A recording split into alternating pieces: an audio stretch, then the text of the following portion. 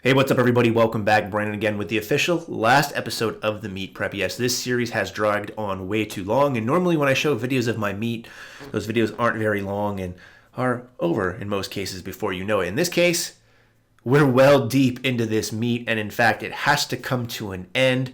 Otherwise, things might start to get a little uncomfortable. So for this, I really want to just kind of touch upon some of the comments that I got on my last video where I actually showed you my meat, which first of all, I'm very appreciative of all the comments I've gotten, all the likes, where thumbs up and whatever else, and the words of encouragement. I really do appreciate that. But I wanted to address some of the stuff that I got more frequently asked on that video, as well as just talk about where I'm going from here, my programming, things of that nature, just to kind of fill in some gaps, as we tend to do here on the meat prep.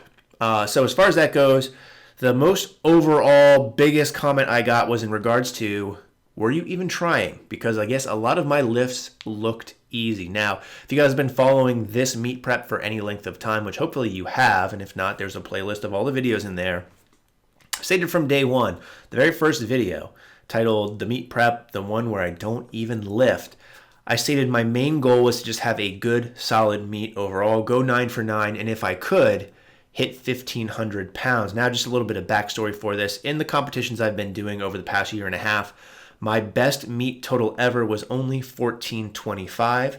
So 1,500 is a number that I've been chasing for quite a while. I've hit it in the gym before individually. So if you take the maxes of all my lifts done on individual days, I was able to hit that number, but never really put it together all on the platform. So my other meets, and you guys can watch those because they're all videoed, I'd have maybe some good squats. Squatting has always been my strong point at these meets, but I'd have a pretty weak bench, and I'd always usually fail on my last attempt of deadlift. In fact, in my last meet before this, I failed my last 2 attempts on deadlift. So the real thing I wanted to do on this particular meet all throughout my prep, and again, stated in the first video, was just put together a 9 for 9 performance. And that's going to do a couple things for me. Number one, it's going to really get my confidence up. As you guys know, I'm similar to a schoolgirl and very insecure about myself and my lifts, whether it be the depth, whether it be my form, whether it be the weight that I'm lifting. So I really wanted to go 9 for 9 just because I had never done it before. And to be honest, I really wanted to, and I thought it would put me in a good mental state, and it did. I felt really good about my meet, and hopefully you guys did too. So that was key.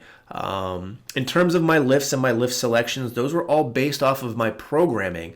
So in the past, I just kind of go in and say, you know what, this is what I want to hit, or this is what I'm going to really push for. In this meet, what I did is I looked at my programming and saw how my programming went and said, based off these numbers and based off my peaking program that I ran, this is where I'm going to start. So I set all my openers based roughly around my peaking program, what I was able to hit for triples. So those 4 sets of 3 for the most part were right around where I opened up. From there, I really put it in my mind that I wanted to make the right jumps between each lift attempt. The reason being is, again, in the past, I would jump way too much. I'd feel really good and just really look at the opener as something to get under my belt, which it should be. But then my second attempt, I had such high expectations that it ended up being a lot harder just because the jumps were so big. In this case, between my first and second lift, I told myself I'd jump somewhere between 10 to 30 pounds. And on my third attempt, so going from my second to my third, I said somewhere between 5 to 20 pounds, and I really tried to stick to those guns. And I said really tried only because once I actually got to the meet and things were moving on deadlifts, for example, I felt really good. Probably the best I've ever felt pulling back in warm-ups. Everything just seemed to be moving really fast. I think I definitely had more in me on the platform. But again, I didn't want to necessarily stray from my game plan. And the way things worked out on my last deadlift attempt, if I were to hit 620, which is the weight that I picked, that would put me right at 1,500. Now, I probably could have put more weight on the bar and exceeded my 1,500 goal. But if I didn't hit that, I would not only fail an attempt, which I didn't want to do, but also it would put me beneath that 1,500 mark that I set. So there was a method to my madness. And now that I got that under my belt, going forward in other meets, I'll be a little bit more risky on some of my attempts. So I'll probably try to push myself a little bit further now that I know that for sure I have that 1,500 total in a platform, in a competition, under my belt. And I feel like I'm saying a lot of things are under my belt this conversation, which I guess is kind of fitting when we're talking about my meet. So that's kind of the first thing. As far as squats go, a lot of people also said my squats looked really, really fast. And this was surprising to me because typically when I'm in the gym, I watch every single clip of every single thing that I film in between sets. During this meet, I tried not to do that as much as possible, number one, because it was kind of in the way to go into the crowd and kind of sit down and move the camera around when it was already set up. So the people filming me, all they really had to do was hit record, start, and stop. Didn't want to do that. Not to mention, I didn't really want to see how some of the lifts looked because they didn't really feel good to me. And again, knowing from how my training goes normally in the gym, I start to overanalyze stuff, start to change things around based off what I see. And from set to set, I tend to throw myself off quite a bit. So I didn't want to do that. That's why I wasn't really wanting to look at the footage played back. But squats in general felt extremely heavy during warm-ups. I think part of this is I've never really trained in a monolift.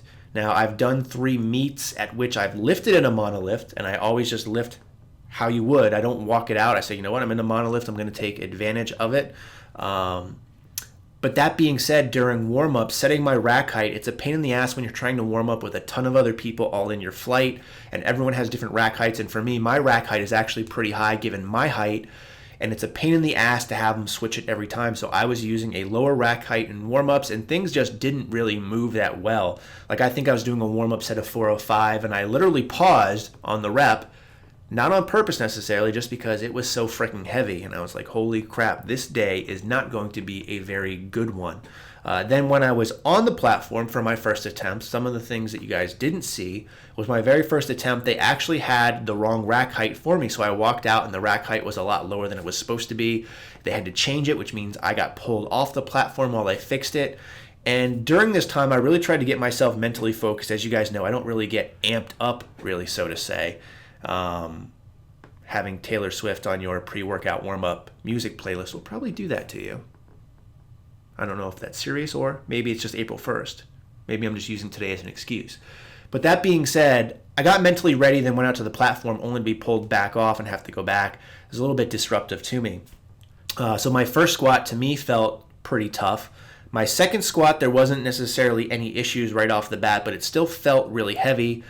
And then when I went to the table to give my next attempt, I initially told them 545, and the ladies thought I said 535. So then that started to get me thinking, you know what, maybe we'll just be a little bit conservative and drop it down to 540 just to be safe, because the second attempt didn't feel great to me. So 540 for my third attempt. I'm getting ready to walk out for my third attempt, and I noticed that they actually loaded 640 on the bar. And I think I was the only one who noticed that they did this. It was on the screen, had all the weight loadouts. The loaders put 640 on the bar, and it was a huge jump because the squat right before mine was like 530 or 535. And no one seemed to notice. So I was looking around like, motherfucking serious? They're putting 640 on the bar? Hell no. I had to go up to the table and I was like, I don't know if there's a mistake, but I'm going to do 540, not 640. So again, they had to pull the weight off the bar, reset everything. So again, a little bit of a mix-up there, but overall, I felt pretty good. I thought my third squat actually felt kind of high, and I checked with the side judges. I just asked. I was like, hey, was that close? Because I felt like I was kind of high. And they told me I was well below parallel, at least in my standard, so that was fine with that. In terms of bench, moving on to bench, I've never really been a strong bencher. However, given the numbers that I pushed, and I think you can tell from my third attempt that I'll actually play on the screen right now too, it was a little bit of a struggle, so it wasn't as fast as the other lifts. And I think on bench, I might have had maybe 5 pounds, maybe 10 pounds more, but probably not much. So I thought my attempts on the bench were right in line with where I was going to be, and that was actually a PR. So in terms of the meet itself, I didn't set a PR on squats. My best meet on squats is 550.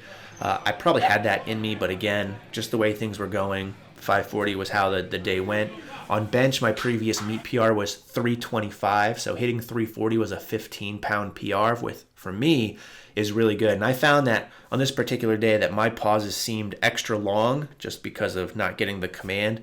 That's nothing you can control, and obviously looking back on tape, they are a lot quicker than you think or realize, but when you're pausing, it always seems like forever. So I think my bench attempts were on point. Coming into deadlifts, like I said, I thought the weight was moving extremely well.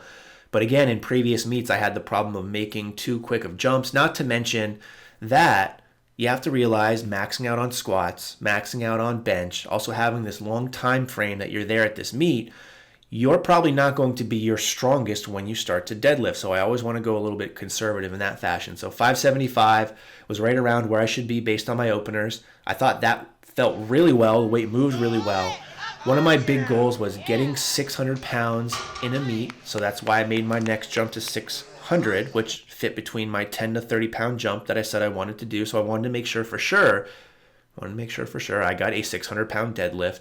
When that was done, I felt that went really fast as well. I only jumped to 620 for, as I already said, wanted to ensure that I hit that 1500 total and went 9 for 9. So overall, I think my attempts, yes, were definitely conservative, but if you have been paying attention to this meet, which you should have, and the prep behind it, I always stated that that was really my goal, that I was going to take a conservative approach this time. And again, now that I've got that done, I can take more exaggerated jumps and really push myself and try to really up my total.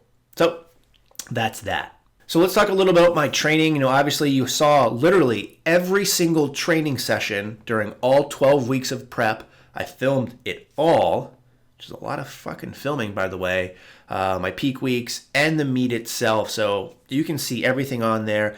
I've gotten a lot of questions about this training program. I kind of did some teasers before. I've mentioned that I'm going to be releasing it. I'm actually in the final stages of that now.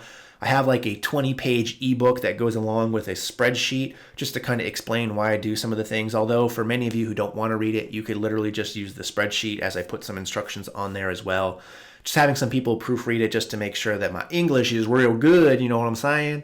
But that should be available soon. I think we're going to host that on the Conquering Barbell website for free. So if you're interested in running it, taking a look at it, whatever, just reading it to make fun of it, you can do that. Maybe by next week I'll have that out and available. I actually wouldn't make many changes based off the last 12 weeks. So this is like the third time I've run the program through, making changes each time. And I think now it's at a point where it worked very well for me. And I think the results of my training and my meet show you that exactly. So there's not much changes I need to make past that. The only real change that I made to the program this last time is during the peaking cycle, because that's the first time I ran it, and that would be during the second week of the peaking cycle. So that was set up to basically kill me, and it did. So much so, in fact, you guys saw my failed attempts on that squat.